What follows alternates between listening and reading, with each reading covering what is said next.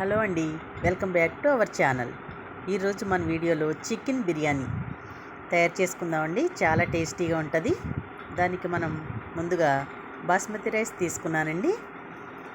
ఇలా మనం బాస్మతి రైస్ 2 సార్లు వాష్ చేసుకుని 1 గంట ముందు నానబెట్టుకుని పక్కన పెట్టానండి నేను. మనం ఎంత బాగా నానితే అంత బాగా వస్తుంది అన్నమాట.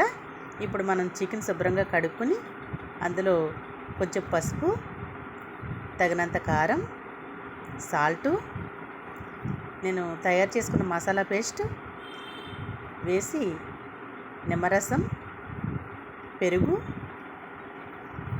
కొత్తిమీర, కొంచెం ఆయిల్ వేస్తున్నానండి. వేసి బాగా మిక్స్ చేసుకుంటున్నాను. చూడండి, ఈ విధంగా మనం మ్యాగ్నేట్ చేసుకుని పక్కన పెట్టుకుంటే చికెన్ బాగా బాగుంటుందండి. జ్యూసీగా వస్తుంది. ఇప్పుడు మనం ప్యాన్ పెట్టుకుని 2 గరిటెల ఆయిల్ వేసుకుని 2 స్పూన్స్ నెయ్యి వేస్తున్నానండి. బిర్యానీలోకి నెయ్యి వేసుకుంటే బాగుంటుంది. ఇందులో మనకి బిర్యానీకి కావాల్సిన సామాన్లు వేసానండి.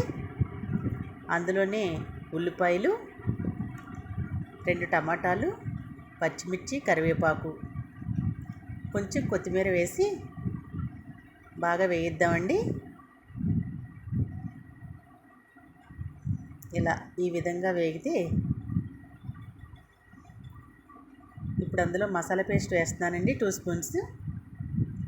దాన్ని కూడా మనం బాగా రోస్ట్గా వేయించుకుందాము. ఈ విధంగా వేగినాక మనం మ్యాగ్నేట్ చేసుకున్న చికెన్ని ఇప్పుడు ఇందులో వేసి మిక్స్ చేస్తున్నానండి. ఇలా చిన్న మంట మీద మనం చికెన్ కొంచెం ఉడికే వరకు చూసుకుని అందులోనే చికెన్ మసాలా, బిర్యానీ మసాలా వేస్తున్నాను. కొంచెం గరం మసాలా, ఒక 2 గరిటెలు పెరుగు వేస్తున్నానండి. బిర్యానీకి పెరుగు చాలా బాగుంటుంది. ఈ విధంగా వేసి మిక్స్ చేసుకుని మసాలా అంతా పట్టాక ఇప్పుడు నేను 2 బౌల్స్ వాటర్ వేస్తున్నానండి. ఎందుకంటే 1 బౌల్తో నేను బాస్మతి రైస్ తీసుకున్నాను. ఇవి రైస్ని బట్టి వాటర్ యాడ్ చేసుకోండి మీరు. ఇప్పుడు మరుగుతున్నప్పుడు మనం పక్కన పెట్టుకున్న రైస్ వాటర్ తీసి వేసుకుంటున్నానండి. ఇప్పుడు 5 నిమిషాలు మగ్గినాక మనకి చికెన్ బిర్యానీ ఎంతో టేస్టీగా రుచిగా ఉండే చికెన్ బిర్యానీ రెడీ అండి. తప్పకుండా ట్రై చేయండి. చాలా టేస్టీగా ఉంటుంది.